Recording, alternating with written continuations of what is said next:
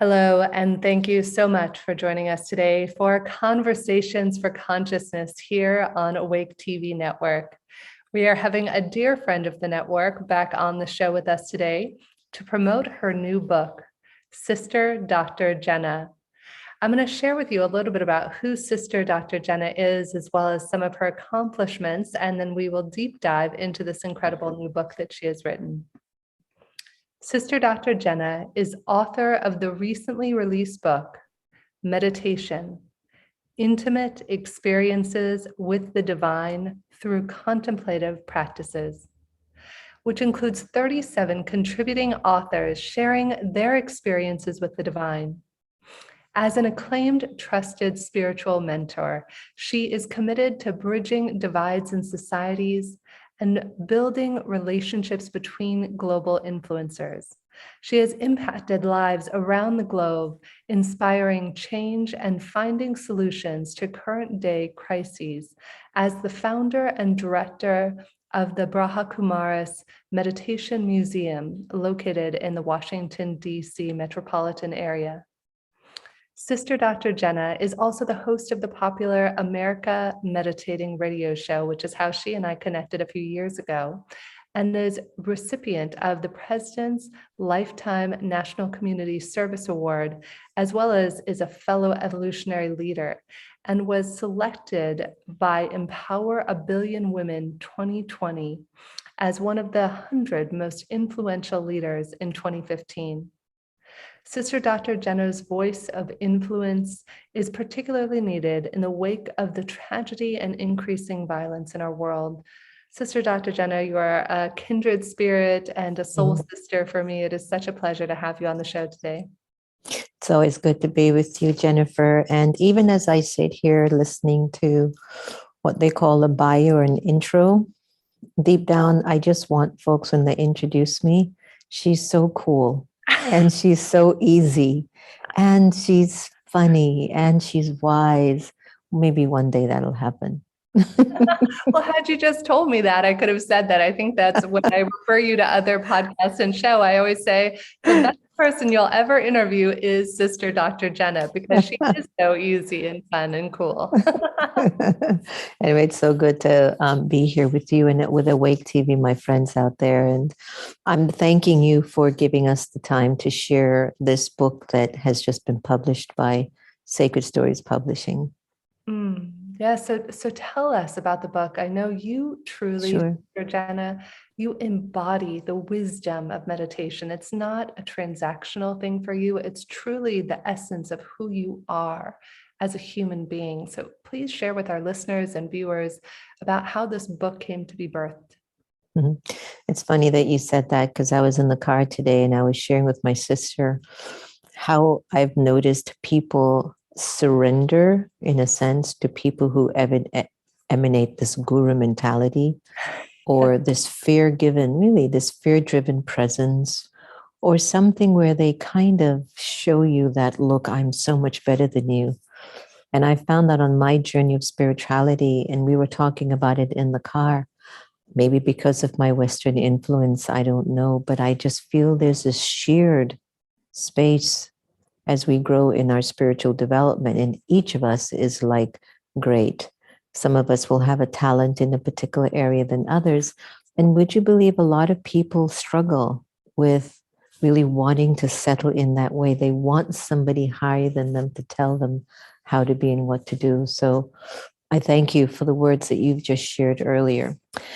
And regarding the book, Ariel from Sacred Stories Publishing reached out to me a little bit over a year ago to do a book on divine experiences, on my experiences with God. And I remembered so specifically Antonia, who runs my life and takes care of me.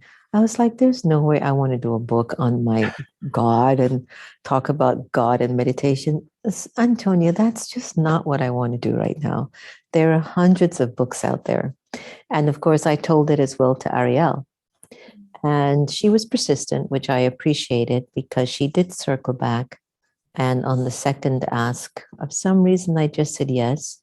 And then when she told me that I'll have an editor to help me to do the book, Gina Maza, then that was another big plus. And then when she said you could invite contributing author, you being one, in the book, then I went, okay, great. So you mean all of us will talk about that mystical experience that changed our lives forever? And she said, yes. So I went, okay, great. And then, it just went from there. And I've been enjoying reflecting on my journey and even going back to when my first awakening started. There's a chapter in there that's called God and the Laundromat. As a very little girl, when I first was transported just beyond the world of my five senses, and it took me into this space where there was a council of people all in white. And what I picked up from it now, because I have the language at 4 or 5 years old, I didn't. They were just saying, where is she? Is she okay? Is she being taken care of? And that was what I remembered so specifically at that age, feeling that experience as if I was being surrounded by angels and protected. And that was my first mystical experience. And that's a part of the book. So the book just came about because of the persistence of the publisher at Sacred Stories Publishing and Antonia pulling my leg and say, this would be good for you to do. Sweetheart Antonia, a little shout out to Antonia. Yeah. She saved me that time too. There was another time with a program with Oprah, and I was like, I don't have time for that. This would be good for you. And then I was like, okay. Next thing I knew, I'm at Oprah's house for dinner. The two of us are eating vegetarian dishes from her garden. I just love life, don't you? You have to love the synchronicities. I don't know if you've experienced this, Sister Jenna, but the things that we're most reticent to do or to complete are the things that I've found, for me at least, have been the most transformational and awakening. Yes. There's sometimes that no actually leads you to a big yes. Something powerful about it. Yeah. You're the only person I know who would say no to Oprah. It's like everybody else is like, pick me, Oprah. You're like, Oprah, I would love to, but I really have too much on my plate right now. But you know what it was when Antonia came into my vortex? One of the things that she used to tell me when she would sit opposite me in the office at the table, she would say, I want to see you on Oprah. I go, I'm not going to get on Oprah. That's not going to be for us. She says, this will be good. I really want to see you with Oprah. And it was maybe her vision and wish that catapulted me in being a part of her wish to be fulfilled. And sure enough, it happened. And it was interesting because she's a little bit cautious about flying. So that girl just will not get on a plane, but she did for Oprah. She got to Oprah's house. And so it was just lovely to have had that experience. And I share this with all of you, how mystical experiences and sometimes situations can happen in your life that you least expected, like me saying no to the book first and then saying yes. And then having Gina Maza take me through this journey in my life that I had never really visited for a while. It was just on the shelf because I'm so busy in serving humanity and others. I never really paused to think about how I got here. So that was very powerful. And it's all written in the book. It's all in the book. Yes. And if I may add to that, Sister Jenna, I remember one of the greatest gifts that I was taught from a Kabbalistic standpoint is the idea of resisting and pushing back against receiving the thing that you desire most. And I remember years later, I had studied Kabbalah about 10 years ago. And about a week or two into my studying it, I had learned about this idea of restriction, is what they call it. You restrict receiving the thing you desire most. And in turn, it allows it to come to you in even a more beautiful way. And I wound up showing up for Conan O'Brien I was doing my own book tour at the time back in 2013 or 14. And I wasn't planning to be a guest on Conan, though one of my colleagues said, Jen, grab a book for Conan as I'm going out to the taping. And I said, I'm not a guest on the show, Scott. And he said, you never know. And so as a gag, I wrote a little note to Conan saying, good luck one day finding your dream job, because he had just been laid off from the Tonight Show. So I get there and I go through this whole process. And through a series of serendipities, I actually wind up on Conan's show and it starts to go viral. And I remember thinking, you know what? I'm going to practice restriction. As much as I want to see what's happening and what's going on, I'm not going to check any of it. And to this day, I think it has over 1 million views. So it's when we push back that we're able to actually, through that, almost like that tension and resistance of a rubber band, that we're able to catapult into exactly where and what we're meant to do. You know, it's funny because in the pushback, I've been observing where the resistance, or there is this energy that's recorded in the soul of your many, many, many lives, of maybe the losses, the trauma, the what if I never got this, oh, I lost this, whatever it might be, that there is this department in the soul that kind of holds this vibration in you, that when you're in like a current existence, let's say this one now, and the world wants to serve you and offer everything to you, that when you show up to it, you go, no, you know, I'm not ready for it. I can't do this. I want it from a distance. I see it. I dream about it. You know, you'll watch it on the movie, you'll tell a friend. And then when it actually shows up, you push back from it at times, not even realizing that you're the only one that's holding yourself back. And one of the beautiful things about the over 30 co-authors in the book was that nobody had pushed back when that mystical divine experience occurred. And there was something that was a very common mentioning in the book, was there was a connection to light. There was a very deep connection to light. I love that when we feel something as true, our bodies breathe and we feel the tingle of synchronicity and truth radiating throughout our being. And that's just what I felt, Sister Jenna, as you shared that. It is so true that when things are in coherence and harmony, there isn't that resistance. And for anybody who may have meditated, and I'd love for you to add to this, Sister Jenna, that sometimes it's when you hit that level of oneness with all things, there's that moment right before where it's almost like you have the choice. Do I let go and surrender to be part of the one? Or do I resist and stay confined in this little version of the me or the I that I am? And that's one of the most beautiful things, Sister Dr. Jenna, that I so adore about your meditations, is that you do this beautiful exercise of letting go of the I, letting go of the name, country, and the race that you are. Talk to us a little bit about that, about how we can embrace the surrender and the divinity in that moment where we might feel afraid. I think there are many occasions in our lives where we actually do that. And I think there are many of us who actually attain a mystical experience. But I also think that there are many of us who get distracted very quickly because it either feels uncomfortable, scary, or maybe just way too free, too liberating. So we push ourselves back into the experience of the five senses and we deepen that, you know, powerful experience and just walk with it, forgetting the mystical experience that was awakening me to something greater and bigger.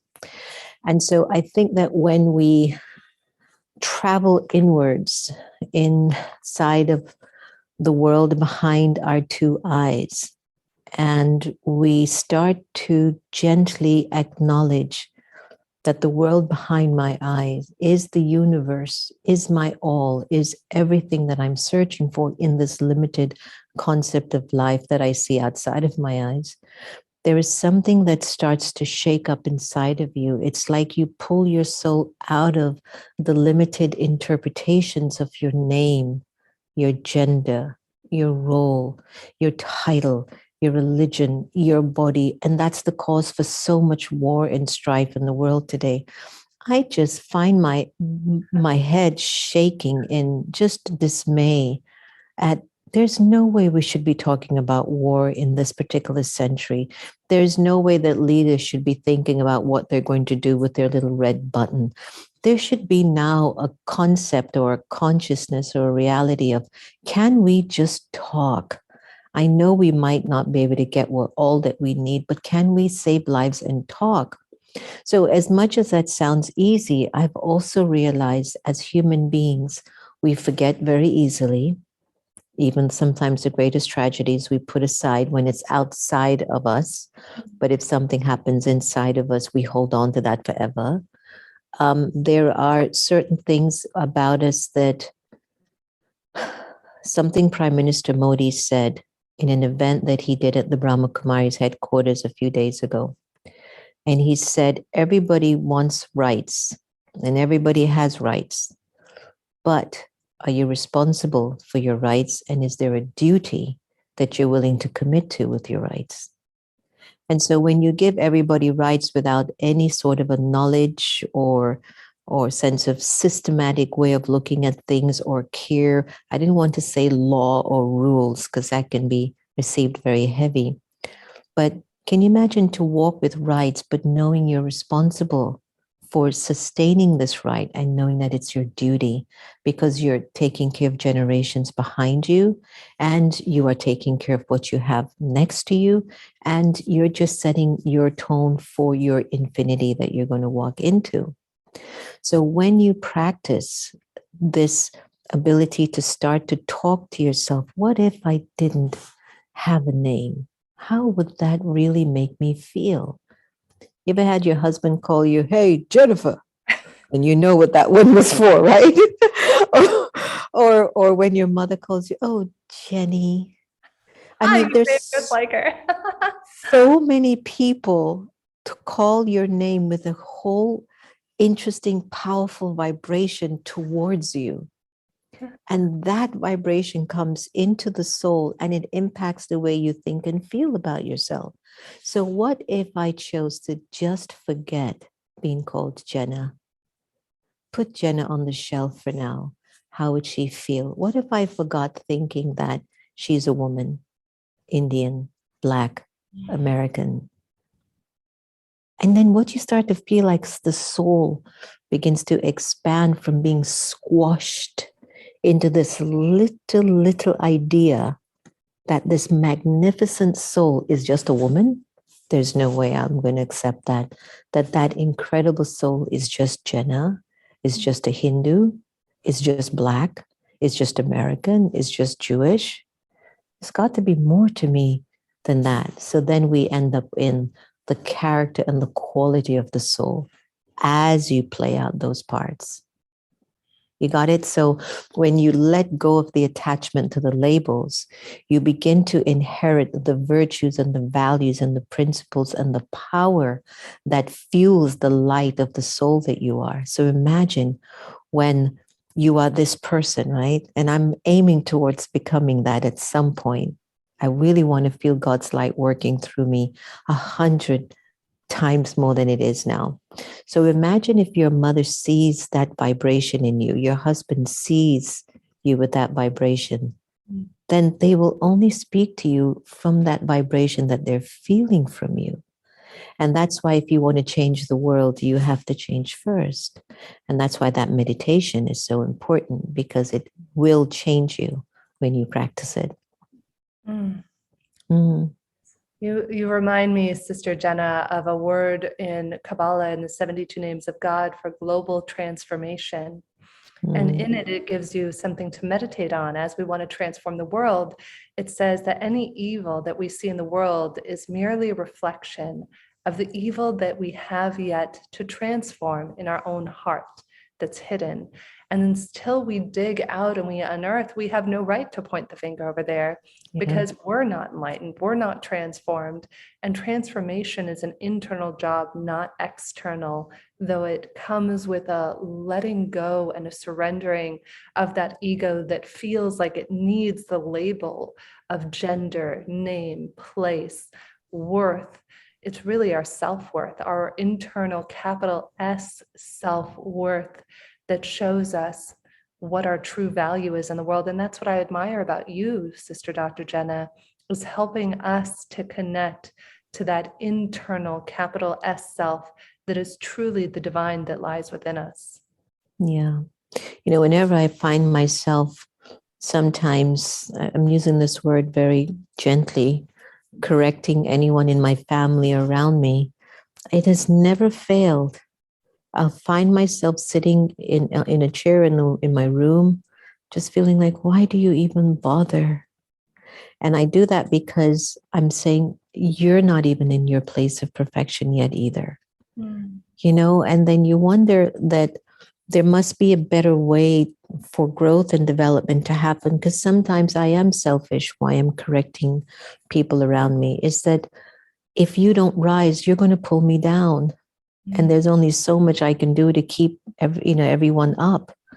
And then sometimes when I see that it's not understood or recognized, it's just like the mother in the house who has to pick up the socks and clean all the rooms after she tells the kids, would you just pick up your socks? And they're like, Ma, and she gets frustrated because in a way she feels like she could use her energy for something else. Or maybe sometimes mom just wants to sit and just be for a little bit, but everybody else in the house doesn't care. And so she has to be the responsible one to step up and say, I've got to do it, because if I don't, what's going to happen? Everything's going to, go down to a lower vibration. So one of the things that I've noticed is, in the book, everybody talks about where they were in life, which is usually almost a place of questioning. Like you were in a place of questioning, intrigue, curious, searching, or some of us just bumped into it, right? But that there was something that was wanting to be released. There's something in the soul. I feel like we keep coming back into birth and rebirth because we're not getting it clearly as to the purpose of being in a body. This powerful energy called the soul, being in the body, is actually supposed to live from a God-centered, loving self while it's running the corporation, while it's producing television shows, while you're combing your hair, while you're getting dressed. And I think what has happened is we have kind of put, God, I call God Baba, as you know. So we kind of put Baba over here only when I need him or I need something. And then we just go with our lives. And then when something happens, I go, oh my God, help. And then poor Baba, he just like, what do you need now, kid? You've got to stop calling me for these things. I don't give you cars. I don't give you 1,000,000. I don't give you a mansion. I give you peace. I give you purity. I give you power. Then go get your car, your money, your whatever. But stop calling me for physical possessions. It's painful for me. Oh my God. I so love that, Dr. Sister Jenna. It's so beautiful. I remember one of my teachers said, listen, you can't just call on God when you want something. You really, in the same way, you wouldn't be able to develop a meaningful friendship or relationship. That's what our relationship with the divine is about. And my teacher taught Yeah. me many years ago, ask God about everything. Hey, God, should I shower now or later? Should I have oatmeal for breakfast or should I have this? And so, from the most mundane to the most divine, to be in communion with the one and to live our lives so that way it's easier to hear that still soft voice that is the divine within each of us. And the more we tune in regularly, instead of, to your point, Sister Dr. Jenna, of just when it's convenient or behooves us, the more that we have almost this umbilical cord, this connection, so that we're plugged into the divine anytime, every time. And it's not a circumstantial relationship just out of convenience. Yeah. I was sitting in our meditation room. We had a 3-day global bhakti, which is intense meditation with all the Brahma Kumari centers around the world. I think now, we have about over, I don't even remember now, 9,000 in 110 countries. And while I was in the meditation room, I noticed all of us had a cell phone in the room. There were some that were listening to things on their ear, which I know it's either music or meditations or whatever to stimulate those feelings. And there's nothing wrong with it. But one of the things that brought a realization to me was, I wish I could carry Baba with me the way I carry my phone. Mm. And then everywhere you turn and everywhere you look at each of us and people around the world, they're always with their cell phones. And I was at the hospital today and I sat in the waiting area and I just looked around and there was not one single person not looking in their phone. I didn't look at mine. I'm just really leaving it more, putting it aside. But I feel if we can somehow write on our smartphones, God's with me, or something that every time you pick it up, you just think of Baba. And every time you think of Baba, you inherit in the soul a virtue, a quality, a value, a strength, a beauty, and that it's just filling up each time you look at it. Because what are we filling up in the soul every time we look at our phones or we scroll through social media or we, try to get these emails off of our plate so that we can move on to our next destination? But what if I could keep Baba's company with me? Like you said, let's go and have something to eat. Why don't we go here? What do you think about this thing? And you're always checking in with this high quality energy of existence, then most of our decisions will have a high quality of existence. And then our relationships will be good, our finances will be good, our minds will be good, and our health will be good. Why? The energy, if I keep pulling in the energy of the peace and the love and the purity in me, then even if I have to go through settling of karma with my body, with finance, with relationships, somehow the soul will have enough to say, okay, I've got to take care of it. Let's move on. You don't allow it to trap you into its vortex of limitation and keep you there for a long time. I had a very serious illness about a year and a half ago or 2 years ago. And I tell you, I don't even think too much about it unless I have to. But I was like, I don't have time for this thing. Where's this coming from? I don't have time. And I remembered the way I mentally dealt with it. Om Shanti. You do your stuff, what you want to do with my body, but you cannot take my mind. And I remembered deepening my connection to Baba more, not because I wanted him, because I take Baba with me wherever I go. But I just says, Baba, I have to go through this, but I'm going to stay with you during all of this. And it was like changing a crucifixion into a thorn. It became that light. Oh. Yeah. It's so powerful. It's our perspective really is decisive. Yeah. And the more that we see things through the lens of the divine and in partnership with the divine, knowing that it's always there, Baba, the divine, the universe, God consciousness, whatever you choose to call it, that's our capacity to become fearless, unstoppable, and infinite, and to connect to the infinite essence in ourselves and others. And so, Sister Dr. Jenna, we could obviously talk for a long time, and I encourage all of our viewers and listeners out there to check out Sister Dr. Jenna's amazing America Meditating show, some of the prior shows she's done here with us on Awake TV. And Sister Dr. Jenna, I would love for you to tell people where they can connect with you, where they can pick up the book or find out more about the Haku Morris. Okay, thank you so much, Jennifer. It's been always a delight. And I'm going to maybe just hold up the book a little so everyone can see how the cover looks like. So you can get a copy of the book anywhere, Barnes & Noble, Amazon, and if you go to americameditating.org for information on our radio show, or even the book or activities that we consistently do throughout the world, then that will also help you to get on board and join us. If you're in the local area of Washington metropolitan area, come by and visit us at the Meditation Museum.